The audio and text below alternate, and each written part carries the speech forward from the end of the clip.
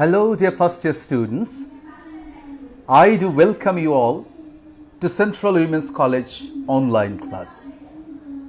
We truly feel unfortunate being unable to have the sight of the lovely and sportive students like you in the large classes of our green, beautiful campus due to the pandemic situation. Hopefully, you all will surprise us with your delightful presence in the classes within a very short time. Till then, please have a glimpse of the classes virtually and remain close to your study. Dear students, I would like to take your class using both Bengali and English for all of your convenience and better understanding. আজ আমরা আমাদের ইংরেজি প্রথম পত্রের অত্যন্ত গুরুত্বপূর্ণ একটি বিষয় ফ্লো চার্ট নিয়ে আলোচনা করব। ফ্লো চার্ট হচ্ছে আমাদের ফার্স্ট পেপারে এমন একটি টপিক যেখানে স্বল্প পরিশ্রমে অনেক বেশি মার্কস পাওয়া সম্ভব। ফ্লো চার্ট আলোচনার আজকের এই পর্বে আছি আমি মৃত্যুঞ্জয় কুমার বণিক, প্রভাষক, ইংরেজি বিভাগ, সেন্ট্রাল উইমেন্স কলেজ। তাহলে চলে যাই আমরা ফ্লো চার্ট বিষয়টি কিভাবে আলোচনা করব তার একটি প্রেক্ষাপট আমরা এখানে উপস্থাপন করেছি। শুরুতেই আমরা ডেফিনেশন নিয়ে আলোচনা করছি, তারপর পরে আছে ডুজ এন্ড ডোন্টস, তারপর পরে আছে একটি কোয়েশ্চেন প্যাটার্ন, আমাদের পরীক্ষায় ফ্লো চার্টটি ঠিক কিভাবে আসে, এবং সবশেষে আমরা একটি আইডিয়াল, একটি বিকল্প এবং সবশেষে একটি রং ফ্লো চার্টের নমুনা দিয়ে আজকের এই আলোচনা শেষ করব। ফ্লো চার্ট বলতে আমরা বুঝি একটি গ্রাফিক্যাল প্রেজেন্টেশন যেখানে মোট 6টি তথ্যকে 5টি ফ্লো তীর চিহ্নের মাধ্যমে উপস্থাপন করা হয়। এবার আমরা চলে যাই dos and don'ts in flow chart. Flow চার্টে কোন কোন বিষয়গুলো আমাদেরকে নিয়ম অনুযায়ী অনুসরণ করতে হয় এবং কোন কোন বিষয়গুলো একেবারেই নিষিদ্ধ। শিক্ষার্থীবৃন্দ, ফ্লো চার্টের উত্তরগুলোকে পরিচয় করিয়ে দেওয়ার জন্য আমরা ফ্লো চার্টের শুরুতে অবশ্যই একটি ইন্ট্রোডাক্টরি লাইন বা সূচনামূলক বাক্য ব্যবহার করব, এবং ফ্লো চার্টের প্রত্যেকটি উত্তর যেন অবশ্যই শর্ট সেন্টেন্স অথবা ফ্রেজ আকারে হয় এ ব্যাপারে খুবই সচেতন থাকব। প্রশ্ন হচ্ছে শর্ট সেন্টেন্স কাকে বলে? শর্ট সেন্টেন্স বলতে আমরা বুঝি বাক্যের মধ্যে সাবজেক্ট এবং অক্সিলিয়ারি ভার্বের ব্যবহার না করা। একই সাথে আমরা যখন ফ্রেজ ব্যবহার করব সেখানে কোনোভাবে সাবজেক্ট এবং ফাইনাইট ভার্ব ব্যবহার করব না। এরপর পরে আছে ফ্লো চার্টের উত্তরগুলো যেন অবশ্যই সিমিলার পার্ট অফ স্পিচ দিয়ে শুরু হয়। এক একটি তথ্যের উত্তরের শুরুটা যদি এক এক ধরনের পার্ট অফ স্পিচ দিয়ে শুরু হয় তাহলে উত্তরটি আমাদের কাছে বোধগম্য হয় না।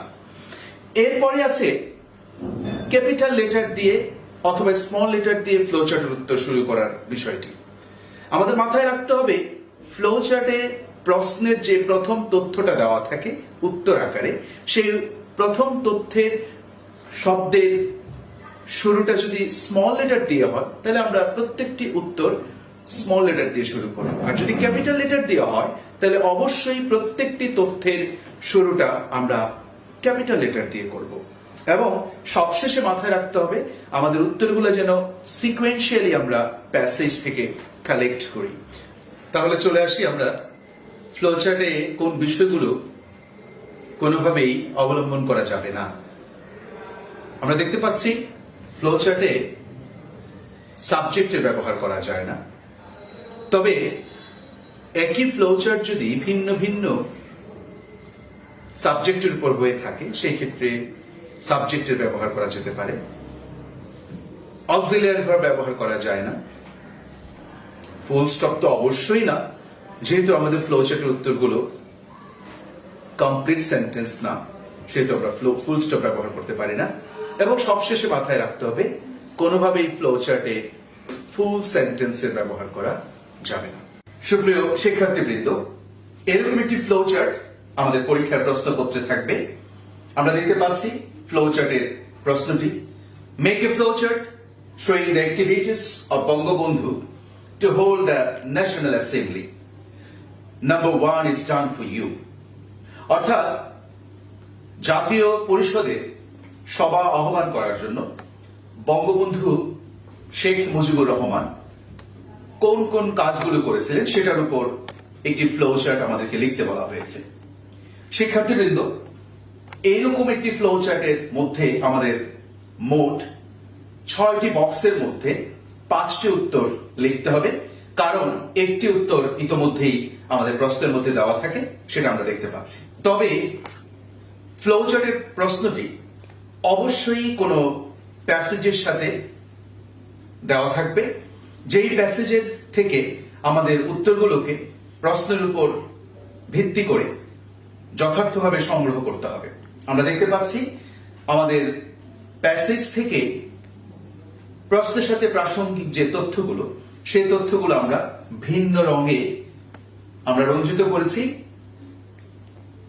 এবং এই রঞ্জিত যে তথ্যগুলো, সেই তথ্যগুলোকে আমরা সংগ্রহ করেছি, আলাদা করে লিপিবদ্ধ করেছি এবং দেখতে পাচ্ছি বঙ্গবন্ধু শেখ মুজিবুর রহমান প্রথমে যে কাজটি করেছিলেন, তিনি ইয়াহিয়া খানের সাথে সাক্ষাৎ করেছিলেন, যেটি ইতিমধ্যে আমাদের প্রশ্নে দেওয়া ছিল এবং পরপরই আমরা দেখতে পাচ্ছি আমাদের তথ্যগুলোকে আমরা কিভাবে পরিবর্তিত আকারে ফ্লো চার্টের জন্য প্রস্তুত করেছি। আমরা দেখতে পাচ্ছি made a request to him not only on behalf of Bengal but also as a leader.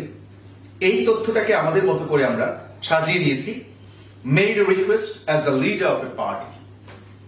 এবং পরবর্তী যে তথ্যটি আছে, must hold the session of the assembly on 15 January।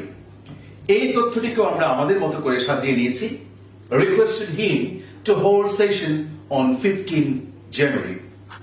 একইভাবে অন্যান্য তথ্যগুলোকে আমাদের প্রশ্নের সাথে সঙ্গতিপূর্ণ করে আমাদের ডুজ এর ব্যবহারগুলোকে মাথায় রেখে আমরা অবশ্যই উত্তর আকারে লিপিবদ্ধ করব। এখানে আমাদের যে একটি আদর্শ ফ্লো চার্টের নমুনা দেওয়া আছে, সেখানে ফ্লো চার্টের শুরুটা হয়েছে একটি ইন্ট্রোডাক্টরি লাইন বা সূচনামূলক বাক্য দিয়ে। A flow chart showing the activities of Bangabandhu to hold the National Assembly is given below. এটি হচ্ছে একটি ইন্ট্রোডাক্টরি লাইন। এর পরে মোট 6টি বক্সে 5টি ফ্লো এর মাধ্যমে আমরা ফ্লো চার্টটি উপস্থাপন করেছি এবং আমাদের শুরুটা যেমনটি পাস্ট ইনডিফিনিট দিয়ে ছিল, পরবর্তী যে তথ্যগুলো, সেই প্রত্যেকটি তথ্য আমরা চেষ্টা করেছি পাস্ট ইনডিফিনিট দিয়ে শুরু করার জন্য। Made a request as the leader of a party, requested him to hold session on 15 January, agreed to attend assembly even on March।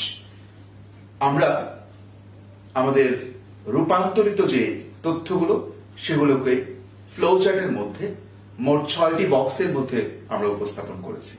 শিক্ষার্থীবৃন্দ, এটি একটি আদর্শ ফ্লো চার্ট, তবে এই ফ্লো চার্টের তথ্যগুলো উপর নিচে না উপস্থাপন করে আমরা পাশাপাশি উপস্থাপন করেছি। দেখতে পাচ্ছি ফ্লো চার্টের বক্সগুলো এবং ফ্লোগুলো পাশাপাশি লিপিবদ্ধ করা আছে। একইভাবে একটি আদর্শ ফ্লো চার্টের মতোই এটি ইন্ট্রোডাক্টরি লাইন দিয়ে শুরু হয়েছে, তবে ফ্লো চার্টের ভেতরের যে তথ্যগুলো, সেই তথ্যগুলো ভার্ব প্লাস আইএনজি এবং স্মল লেটার দিয়ে শুরু হয়েছে। এই দুটি ফ্লো চার্টের মধ্যে উল্লেখিত যে তথ্যগুলো আছে, সেই তথ্যগুলো দুটি ভিন্নভাবে উপস্থাপন করা হয়েছে। প্রথম ফ্লো চার্টের মধ্যে আমরা দেখতে পাচ্ছি উত্তরগুলো নাউন ফ্রেজ আকারে আছে। আমরা দেখতে পাচ্ছি natural disasters, extreme erosion, continuous retreat. অন্যদিকে পরবর্তী যে ফ্লো চার্ট, সেই ফ্লো চার্টের শুরুটা হয়েছিল টু ইনফিনিটিভ দিয়ে, এজন্য পরবর্তী সবগুলো তথ্য আমরা টু ইনফিনিটিভ দিয়ে উপস্থাপন করেছি। এজন্যই আমরা বলছি ফ্লো চার্টের শুরুর যে তথ্যটি, যেটি আমাদের প্রশ্নে দেওয়া থাকে, সেটি খুবই গুরুত্বপূর্ণ। প্রথমটি যেভাবে আছে, বাকি সবগুলো তথ্যই আমরা সেভাবে উপস্থাপন করব। এটি একটি রং ফ্লো চার্টের নমুনা। এই ফ্লো চার্টটিতে ইন্ট্রোডাক্টরি লাইনটা শুরু করা হয়েছে মেক দিয়ে, যেটি প্রশ্নের মধ্যে উল্লেখ করা আছে। সম্পূর্ণ ভুল একটি পদ্ধতি। আমাদের ইন্ট্রোডাক্টরি লাইন শুরু হবে এ ফ্লোচার্ট এই শব্দগুচ্ছ দিয়ে। এরপরে আমরা দেখতে পাচ্ছি ফ্লোচার্টের বক্সগুলো কোনটি সংকীর্ণ, কোনটি প্রশস্ত, কোনটি ছোট এবং কোনটি বড়। কোনোভাবেই ফ্লোচার্টের বক্সগুলোর ভিন্ন ভিন্ন আকৃতি গ্রহণযোগ্য নয়। এবং দেখতে পাচ্ছি ফ্লোচার্টের ভেতরে যে তথ্যগুলো, সেই তথ্যগুলো এক একভাবে সাজানো আছে। আমরা দেখতে পাচ্ছি কোনটি শুরু হয়েছে টু ইনফিনিটিভ দিয়ে, কোনটি শুরু হয়েছে ভার্ব প্লাস আইএনজি দিয়ে, কোনটিতে দেখা যাচ্ছে আবার ভার্বের শেষে এস বা ইএস যুক্ত করা হয়েছে। অবশ্যই একটি আদর্শ ফ্লোচার্টের ক্ষেত্রে এই ধরনের ভুলগুলো কোনোভাবে গ্রহণযোগ্য নয়। অবশ্যই এ ব্যাপারে আমাদের সচেতন থাকতে হবে। Dear students, this is the end of our session on flowchart. I hope that all of you have liked it. ভালো থেকো, সুন্দর থেকো, উজ্জ্বল ভবিষ্যৎ কামনা করছি তোমাদের। আবার দেখা হবে অন্য কোনো একদিন।